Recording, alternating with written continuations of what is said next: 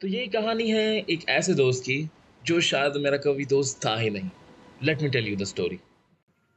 तो ये बात है कुछ हफ्तों पहले की। मैं अपनी ट्रेन से अपने कॉलेज जा रहा था एंड क्योंकि ऑफिस आवर्स थे इसलिए ट्रेन एकदम झकाझक भरी हुई थी। मैं उस भीड़ के बीच में चुपचाप खड़ा होकर अपना ब्रेन रॉट वीडियोस कंज्यूम कर रहा था। देन सडनली एक बंदा पीछे से मेरे को कहता है, तुम्हारा बैग का बैच तो बहुत अच्छा है, कहाँ से लिया?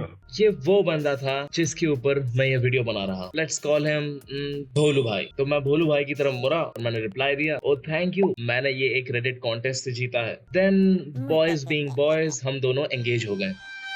कॉन्वर्सेशन में हमने लगभग 20 मिनट तक बातें की about all kinds of random stuff like ये सनी डांसर गोरुपिया में इतना स्टेमिना आता कैसे है, और ये वैम्पायर लोग इतने अमीर इसलिए है ना क्योंकि 800 सालों जिंदा है। अगर हम रहे तो हम भी कर लेंगे। भोलू भाई से कुछ देर और बात करने के बाद आई थॉट, वाओ यार ये बंदा तो बड़ा मस्त है। I kind of like this guy. No homo by the way. So I told him हमको फिर कभी मिलना चाहिए, हैंग आउट वगैरह करना चाहिए and we exchange numbers. Then मेरा स्टेशन आ गया और मैं उतर गया अपने कॉलेज के लिए। After my encounter with Bholu भाई दैट डे हम नॉर्मली चैट में बात वगैरह करते थे, just casually talking, having fun, everything was completely normal. And मुझे सच में लगा कि मेरे को एक अच्छा दोस्त मिल गया है और वो है भोलू भाई।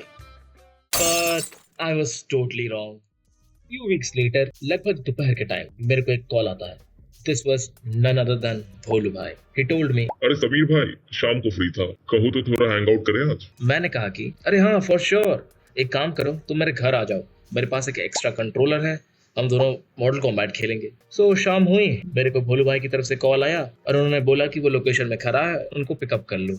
आई सेड ओके। देन मैं गया घर के बाहर और गया भोलू भाई को पिकअप करने। मैंने देखा कि भोलू भाई खड़ा हुआ है लेकिन अकेला नहीं, उसके साथ और कोई भी है, एक लेडी। उसने इंट्रोड्यूस किया कि ये उसकी परी बहन है। It felt a little weird at first कि क्या यार ये अपनी बहन को लेके आ गया बिना मुझे बताए। फिर भी मैंने ज्यादा कुछ नहीं बोला और एक अच्छे इंसान की तरह I also invited her to my house. But from inside my reaction was, हटो हटो यहाँ से, कौन हो तुम? अरे नहीं याद है तुम्हें। देन भोलू भाई और उसकी दीदी को मैं अपने रूम में ले आया और उनको पीने के लिए पानी दिया। Then we start talking casually on normal things, but after 10 minutes later the topic shifted completely from casual to more personal. The दीदी started asking me about things like, तुम अपने फ्री टाइम में क्या करते हो, तुम्हारे पापा क्या करते हैं, कहाँ कहाँ कोचिंग जाते हो, what are your future career plans, toothpaste पे नमक है। While his दीदी asking me these personal questions one after another, भोलू भाई was just sitting there with complete silence, बस चुपचाप बैठ के हमारी बातें सुन रहा था। After this, मुझे महसूस हुआ कि things are getting a little weird and awkward, but then she drops the bomb. क्या तुमने कभी करियर काउंसलिंग की है? I said, नहीं मैंने कभी करियर काउंसलिंग नहीं की। और भाई उसके बाद उस दीदी ने मेरे को दिया ऑलमोस्ट 15 मिनट का एक लेक्चर इस टॉपिक पे, लाइक कि people don't realise how much career counselling is important. हमारी यंग जनरेशन के लिए कितना इम्पोर्टेंट है, क्योंकि हमारे ज्यादातर को पता ही नहीं कि हम फ्यूचर में क्या करना चाहते हैं, क्या बनना चाहते हैं। हम बस मजे मजे में अपना यूथ बर्बाद कर देते हैं और ज्यादातर टीनेजर तो बस कंफ्यूज है हर समय, जिसको पता ही नहीं क्या करना है। मैं भी अपनी टीनेज ईयर में बहुत ज्यादा कंफ्यूज थी, पता नहीं था लाइफ का स्कोप क्या है। फिर मैंने करियर काउंसलिंग ज्वाइन की। Now I have a good career and blah. मैंने भोलू भाई की तरफ देखा एंड वंस अगेन भोलू भाई वाज कंप्लीटली साइलेंट, एकदम चुपचाप बैठ के अपनी दीदी की बातें सुन रहा था और एक बार भी इंटरप्ट भी नहीं किया उन्हें। Things were getting out of my hands and very awkward, so I pulled up a big brain move. मैंने खुद को एक फेक कॉलिंग ऐप से कॉल किया और एक्ट किया कि मुझे एक अर्जेंट काम है और अभी निकलना पड़ेगा, ताकि मेरे पीछे पीछे ये लोग भी निकल जाए घर से। But after they left, I had so many questions in my mind. What the fuck just happened? ये हुआ क्या? मैं तो यहाँ पर मॉडल कॉम्बैट खेलने की सोच रहा था, ये साले तो मेरे को करियर एडवाइस और एग्जिस्टेंशियल क्राइसिस दे गए।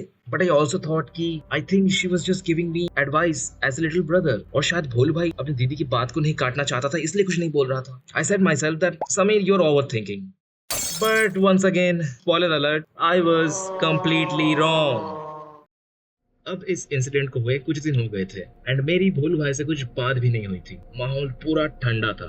फिर एक दिन शाम के टाइम में अपने कॉलेज का असाइनमेंट कर रहा था एंड तभी मेरा फोन बजता है। ये कॉल था भोलू भाई का। मैंने कॉल उठाया and we started talking. Call एकदम नॉर्मल थी, हम एक दूसरे के बारे में पूछ रहे थे, हालचाल पूछ रहे थे, कैसा दिन गया एंड वगैरह वगैरह। बट एज आई सेड, मैं उस टाइम थोड़ा बिजी था अपने कॉलेज असाइनमेंट पे, सो आई टोल्ड हिम चलो भाई बाय, बाद में बात करते हैं, मैं अभी थोड़ा बिजी हूँ। ये बोलने के बाद मैं अपना फोन काटने वाला था, तभी भोलू भाई ने मेरे को रोका और बोला, अरे सुनो ना, याद है मेरी दीदी जो करियर काउंसलिंग के बारे में बात कर रही थी? सोचा कुछ उसके बारे में, इंटरेस्टेड हो क्या? मैं एक अच्छा सेंटर जानता हूँ, इजीली एप्लीकेशन भी मिल जाएगी। मैंने रिप्लाई किया कि अरे नहीं यार, मुझे काउंसलिंग वाउंसलिंग नहीं करनी, I am not interested. But मैंने नो बोलने के बाद भोलू भाई थोड़ा एग्रेसिव हो गया एंड मेरे को मोटिवेशनल टॉक देने लगा एग्जैक्टली लाइक हिज दीदी। He started saying stuff like, अरे भाई, करियर काउंसलिंग करने का मौका ज्यादा लोगों को नहीं मिलता और बहुत कम सीट अवेलेबल होती है इन क्लासेस की। तुझे ज्यादा समय देने की जरूरत भी नहीं पड़ेगी, बस वन टाइम जाना है, इंटरव्यू की तरह होगा, 1 to 1 बातें होंगी और वो तेरे फ्यूचर करियर के लिए स्टेप बाय स्टेप तेरे को गाइड कर देंगे। मैं तो कहता हूँ तू एक बार ट्राई करके देख। and the moment after he said this, it clicked and everything became crystal clear to me. From the day जब हम ट्रेन में मिले थे तो जब वो मेरे घर आया अपनी दीदी के साथ, and now this phone call, कुछ भी coincidence नहीं है। Everything was a setup, एक प्लान था मेरे को इन क्लासेस में ज्वाइन करवाने का। And after my realization, मैंने एक और सेकंड भी वेस्ट नहीं किया, मैंने सीधे काटा फोन और भोलू भाई को किया ब्लॉक।